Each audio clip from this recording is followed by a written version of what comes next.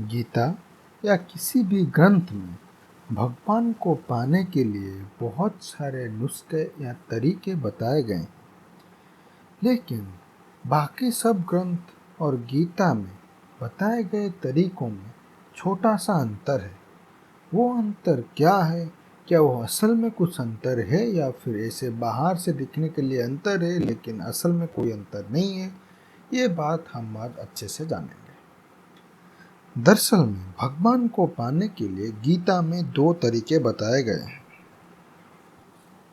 एक है ज्ञाननिष्ठा, दूसरा है योगनिष्ठा अथवा कर्मनिष्ठा। लेकिन दूसरे सारे किताबों में भगवान को पाने के लिए तीन तरीके बताए गए हैं: ज्ञाननिष्ठा, कर्मनिष्ठा और एक है उपासना निष्ठा यानी कि उपासना मार्ग। अगर हम इसी तरह देखें तो गीता में उपासना मार्ग या फिर उपासना निष्ठा नहीं है। तो क्या हम ये मान ले कि गीता मना कर रहा है या फिर गीता बोल रहा है कि उपासना मार्ग से भगवान को पाना असंभव है? क्या ये सही है? दरअसल में भगवान को सोचने के लिए, भगवान की अवस्थिति को जानने के लिए दो तरीके होते हैं। हम भगवान को दो तरह से मान सकते हैं।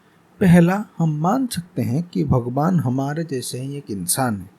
वो मेरे पिता हो सकते हैं, मेरे माता हो सकते हैं, मेरे गुरु हो सकते हैं, कोई भी हो सकता है। हर कोई जिसे हम आजकल जिंदगी में देख रहे हैं वो हर कोई में से सभी भगवान हो सकते हैं, ऐसा माना जा सकता है। दूसरा मार्ग है, हम मान लेते हैं कि भगवान अनिश्चित है, भगवान का कोई रूप आकार कुछ भी नहीं। जब तुम पहले तरह से सोचते हो यानी कि तुम मान लेते हो कि भगवान हमारे जैसे ही इंसान है, तो तुम उस वक्त भगवान को पाने के लिए जो काम करते हो वो असल में ज्ञान निष्ठा के अंदर आ जाता है। वो जैसे तुम काम करने से वो भगवान तुमको मिलेंगे, अगर तुम ये सोचते हो कि भगवान तुम में से एक है, तो वो निष्ठा ज्ञान निष्ठा के अंदर ही आ जाता है।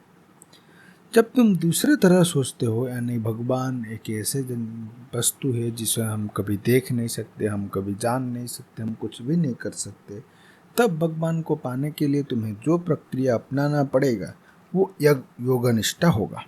ये गीता बोलता है।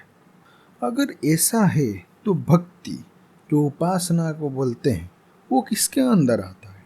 वो ज्ञानक निष्ठा के अंदर आता है या योग निष्ठा के अंदर आता है? भगवान ने भी अर्जुन को बहुत बार बार कहा है कि भक्त बनो, कि तुम एक भक्त बनो। तो अगर भगवान कहते हैं पहले भक्त बनो यानी कि तुम एक भक्त बनो, फिर भी भक्ति के मार्ग को उनके गीता में परिस्थान ही दिया नहीं गया, तो ये कैसे बात हुई? ये ऐसी बात हुई कि भक्ति को कर्म निष्ठा के अंदर डाल दिया गया है। हम सबके मन में ये पहले से ही डाल दिया गया है कि अगर तुम भक्ति करोगे ना तो तुम्हें अपना घर, संसार, परिवार सब कुछ छोड़ के, अपने पिता, माता, बंधु, स्त्री, बच्चे सब कुछ छोड़ के जाकर हिमालय में बैठकर तपस्या करना होगा। लेकिन गीता के अनुसार ये उचित नहीं है। भक्ति अपने परिवार के साथ बैठकर भी किया जा सकता है, जैसे राजा जनक करते थे।